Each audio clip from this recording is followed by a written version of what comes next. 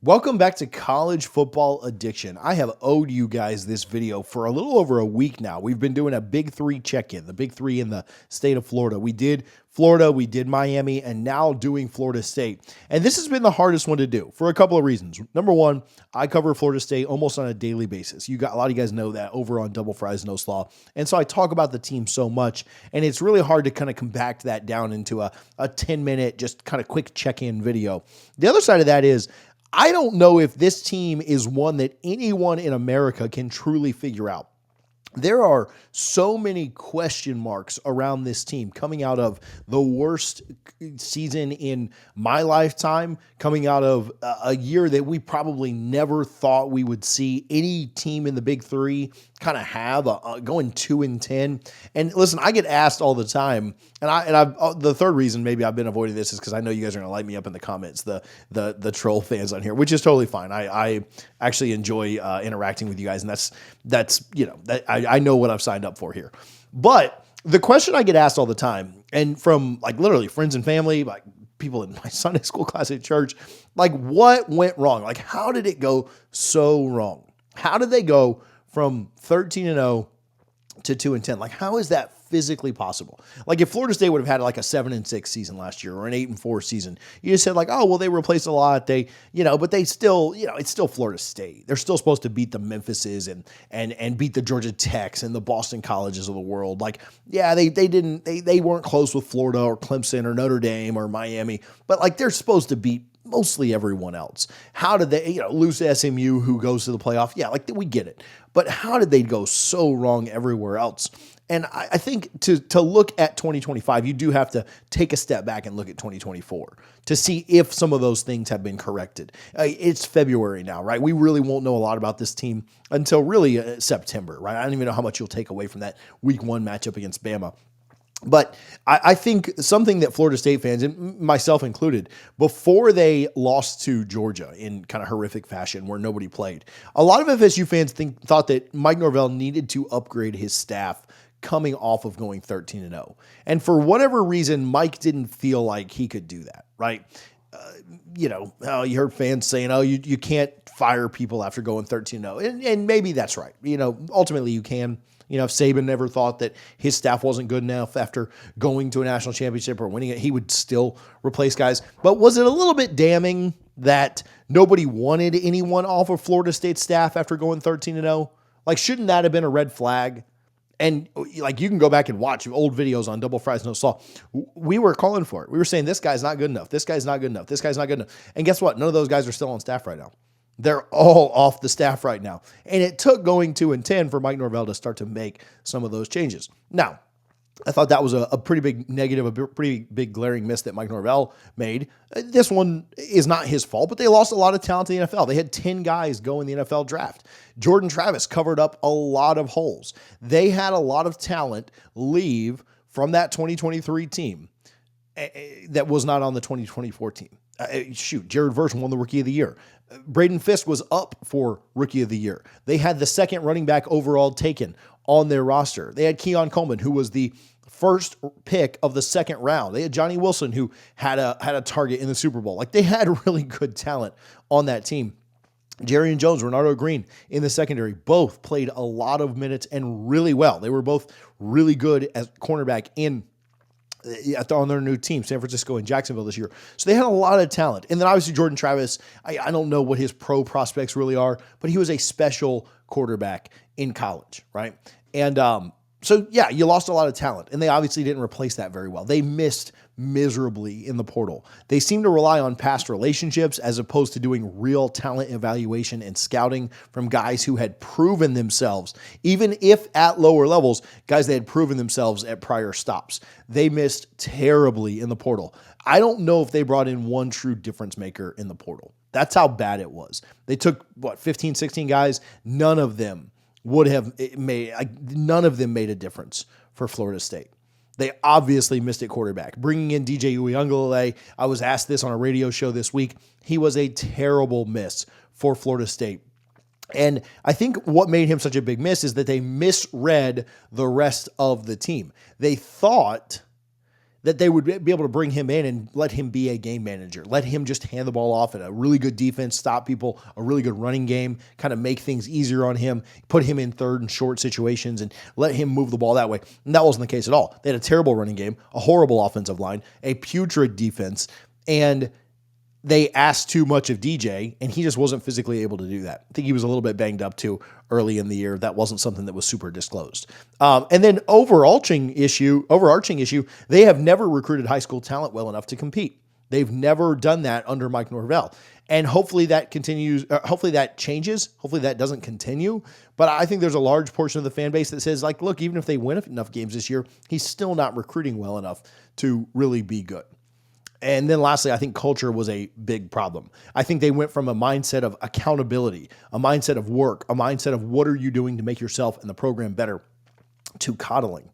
After the snub happened and after they missed the playoff, it was, hey guys, like, let's make sure your feelings are okay.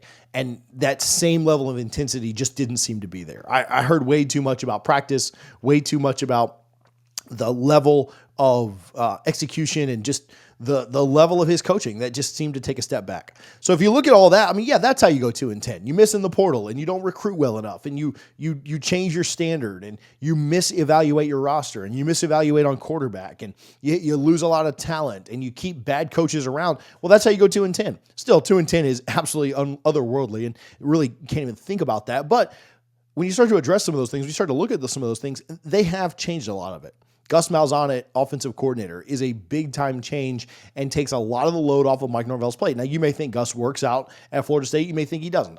We'll find out, right? I'm tired of predicting things with this team because I said they were going to have 9 or 10 wins last year, and that certainly didn't happen. Malzahn at offensive coordinator, Tim Harris at wide receiver, Herb Hand at offensive line. It's a pickup I really, really like. I like the Herb Hand hire. I think he's going to improve the offensive line drastically. Alex Atkins was just terrible here at developing guys. Really nice guy. I mean, I enjoyed every interaction I ever had with him, but just when it came down to putting guys on the field and getting the most out of them, just not very good. Terrence Knighton's probably the pickup that most people are the most excited about. Defensive line coach from Nebraska. Tony White, the DC from Nebraska. Evan Cooper, coach in safeties, also was formerly at Nebraska. They've changed 6 pieces on the offensive side of the ball. They also moved on from Randy Shannon at linebackers coach. Obviously, they fired a bunch of guys, on the staff as well to be able to make these changes that they did. But they've got a whole new coaching staff, and they're hoping that pays off. Now, what's the time that takes to adjust? What's the time that takes to get things rolling? I don't know. That's a good question, right? You hope that you can get it up and rolling because week 1 doesn't seem like a very easy task with Alabama rolling into town. They have quarterback Thomas Castellanos coming in to lead the offense this year. Listen, he really cut down on turnovers from 2023 to 2024. 2023 he had 15 touchdowns to 14 picks. Last year he had 18 touchdowns to 5 interceptions and improved his completion percentage by over 4% too. Went from 57.3 up to 61.5. They didn't let him run the ball at all this year. Bill O'Brien did not want to run the ball. In 2023, he had 1,100 yards rushing and 13 touchdowns. 2024, he had 120 yards rushing and 1 touchdown. So I do think Florida State will utilize his legs a little bit more. If he can give you 2,200 yards, through the air, and 800 yards rushing, kind of give you 3,000 total yards, somewhere in the neighborhood of 22 touchdowns, and keep the turnovers under 7 or 8, I think that would constitute success. That would constitute a good pickup from Castellanos. Is that where he finishes? I don't know, but that's kind of how I see it. If you can get him around 3,000 total yards, if you can have, and you would think the defense improves, you think the running game improves some. If you can get him to around that number and keep the turnovers down, then I think you're thinking this was a good pickup. If he's under that, I don't know. Revamped O-line. They picked up 2 starters out of the SEC at tackle, 1 out of the ACC at center, Luke Pettibon, who was a really, really good center for Wake Forest this year, and then 1 in Adrian Medley from UCF, came over with Coach Hand. They picked up Deuce Robinson and Squirrel White. Again, a lot of I just mentioned 1, 2, 3, 4, 5, 6, 7 guys on offensive line. I think all 7 of them probably start, all out of the portal.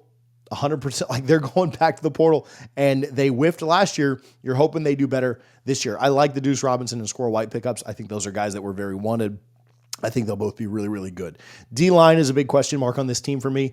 You get Darrell Jackson back, which I think is a big deal. You pick up James Williams from Nebraska. I think that's a really big pickup too. I don't know what the defensive line looks like. Obviously, you lost Marvin Jones Jr., Pat Payton, Josh Farmer to the NFL. Those first two to LSU and Oklahoma, respectively. Nobody's crying tears about Pat Payton or Marvin Jones Jr. being gone. I think most FSU fans are pretty happy those guys are gone. Maybe they go on and kill it at LSU and Oklahoma. I don't know. But FSU fans aren't shedding any tears about those guys being gone, but they also know that they need to replace those guys with some kind of talent. And we'll see how good of a job Florida State did with recruiting there and with the portal. I think secondary will be pretty solid. I think that was probably the brightest spot of the team outside of kicker and punter last year.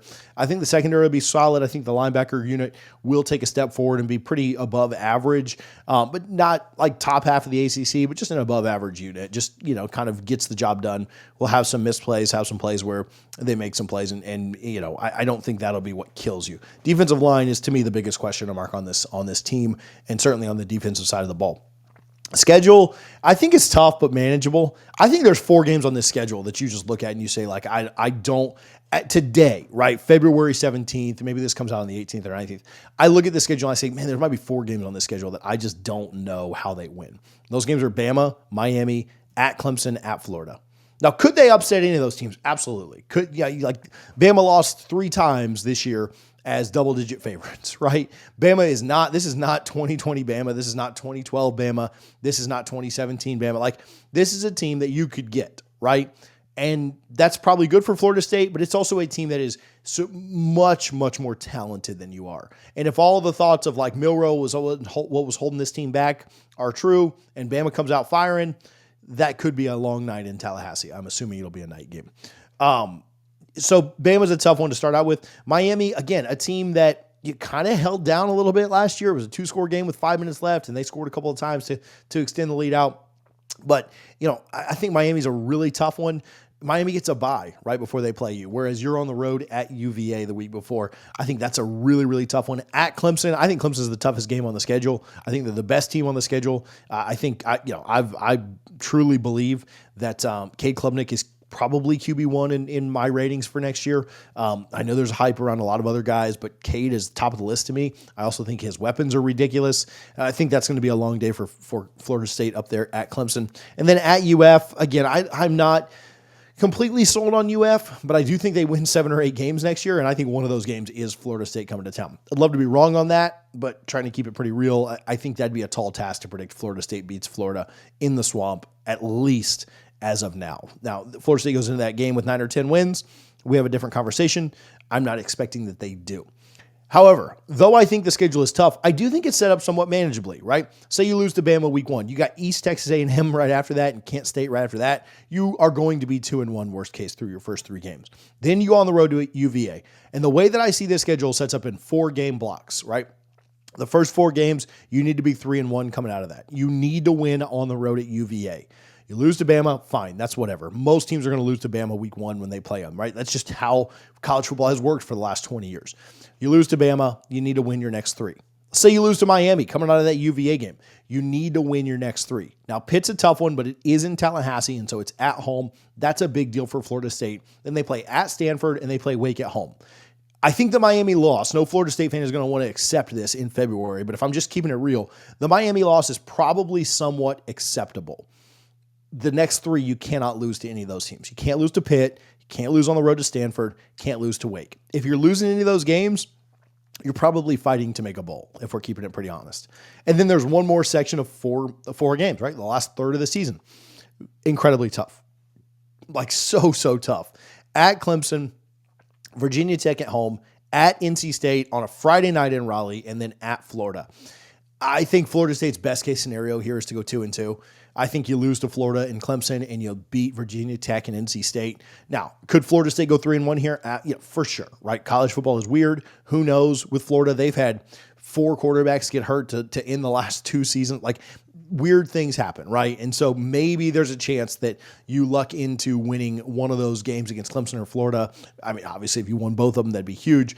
But I think best case scenario, you're going 3-1. But if you can go 3-1 in the first two sections, right? You lose to Bama, win the next three. Lose to Miami, win the next three. If you're 6-2 going into that last month, say you lose to Clemson, you're 6-3. Say you beat Virginia Tech, you're 7-3 at that point. 7-3, and you really just need to win. You need to split. You need to split with NC State and Florida. Obviously, NC State, I think, would be the easier of those two. I don't think that's a program with a really solid footing. But shoot, you go into that Florida game at 8-3. You go into that Florida game at 8-3. They're probably 8-3 or so too, right? You just look at their schedule. They got to play Georgia. They got to play A&M on the road. They got to play LSU on the road. They got to play Miami on the road. They play Texas at home. They play Ole Miss on the road. They've got a really tough schedule. If both those teams are 8-3, UF's 8-3 would certainly be more impressive than Florida State's, but that'll be a game that actually means something and has a little bit of hype around it and has some excitement going into it. Shoot, even if Florida State was 7-4 going into that game, 7-4 Florida State and 8-3 Florida, like that'd be a game that people actually care about, as opposed to this year when Florida State went into it with two wins and Florida went into it with 6 wins, right? People didn't care. Nobody, the fans of the teams cared. I don't even know how much Florida State fans cared, but I do think that there is something to be said about if Florida State can take care of the business that they need to early in the schedule, where it is manageable, where you do play the East Texas A&Ms, the Kent States, the UVAs, the Stanfords, the Wakes. You take care of business against those teams, it gives you a chance to just at least be in competitive games down the stretch. If you go play at Clemson and you're 6-2, Clemson's probably at worst 7-1, that's a game that means something. It actually does have a little bit of meaning behind it. If Florida State was to somehow upset Clemson, yeah, that has a ton of meaning behind it. Has a ton of, oh man, look what they just did. They're not already eliminated yet. Now, I'm not predicting them to go on the road and win at Clemson. I don't think that's a remote possibility at this moment. But if they go into that game with just one more loss than Clemson, they go into that game somewhat still relevant in the top 20-ish, I think that's a big deal for Florida State.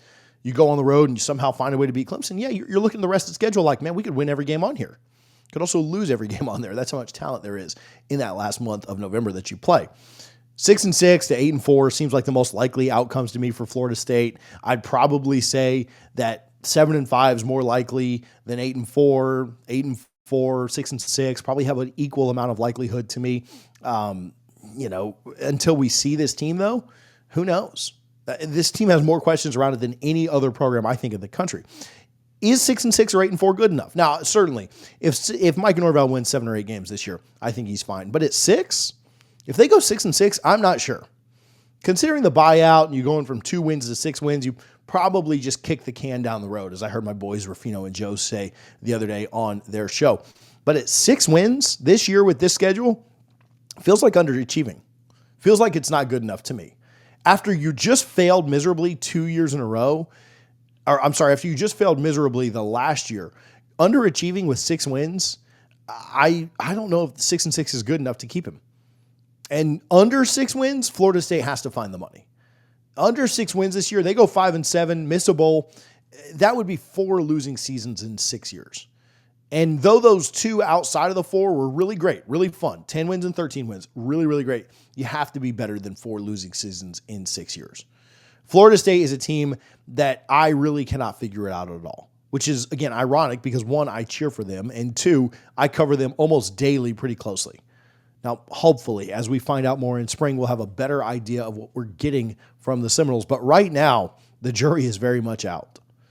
I did these check-ins on the other 2 teams in the Big 3, both Miami and Florida. You can click either video on the screen right now to watch it. I appreciate you guys, as always, for tuning in to College Football Addiction.